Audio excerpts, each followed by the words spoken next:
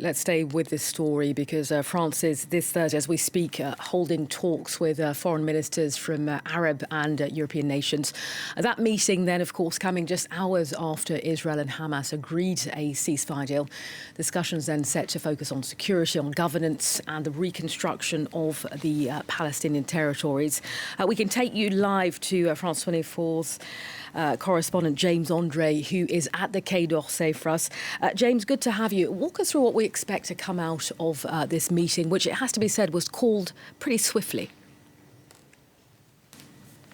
Yes, absolutely. It was called before the actual decision taken in Sharm el-Sheikh. The whole point was to have all France's partners in this endeavour to try and actually implement this peace plan in Israel and Gaza. And so what we have here are the representatives from 5 Arab countries, those who were really at the heart of the negotiations with Israel. That is Saudi Arabia, Egypt, the United Arab Emirates, Jordan, Qatar.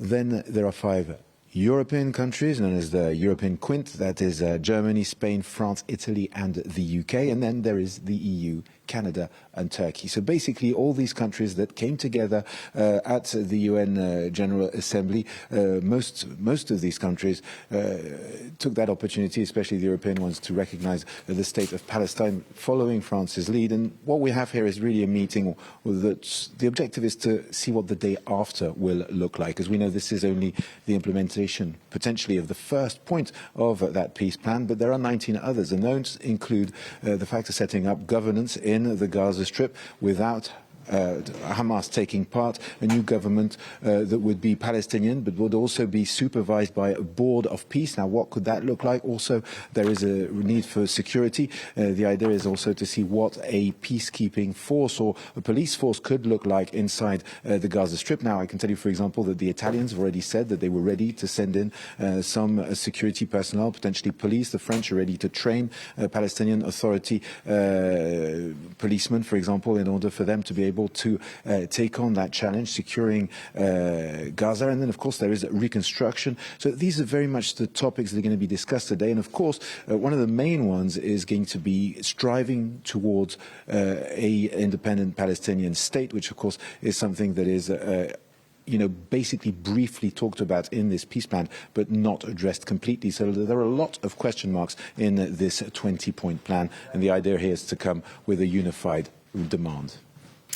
I mean, staying with that, those questions on the 20-point plan, Macron is set to deliver the opening remarks of this conference. Talk us through what we can expect to hear from him then.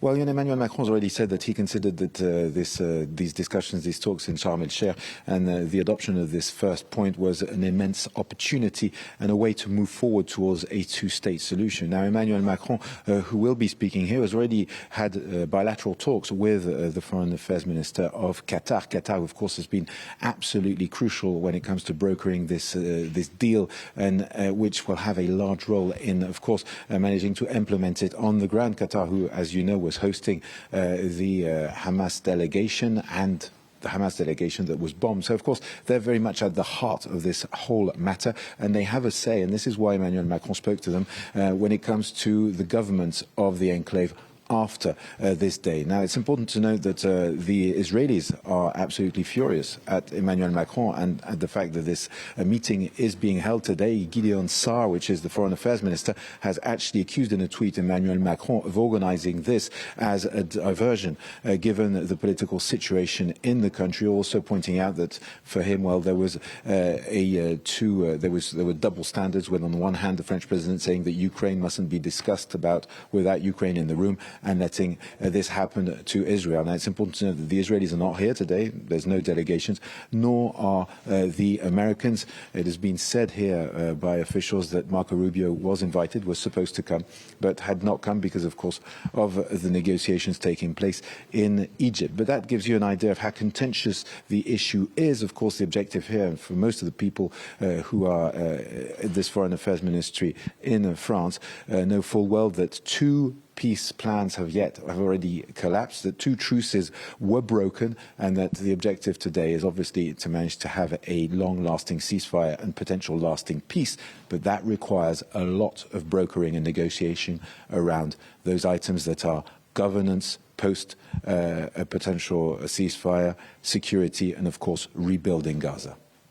All right, James, at the Quai d'Orsay for us. James, André, thanks very much indeed.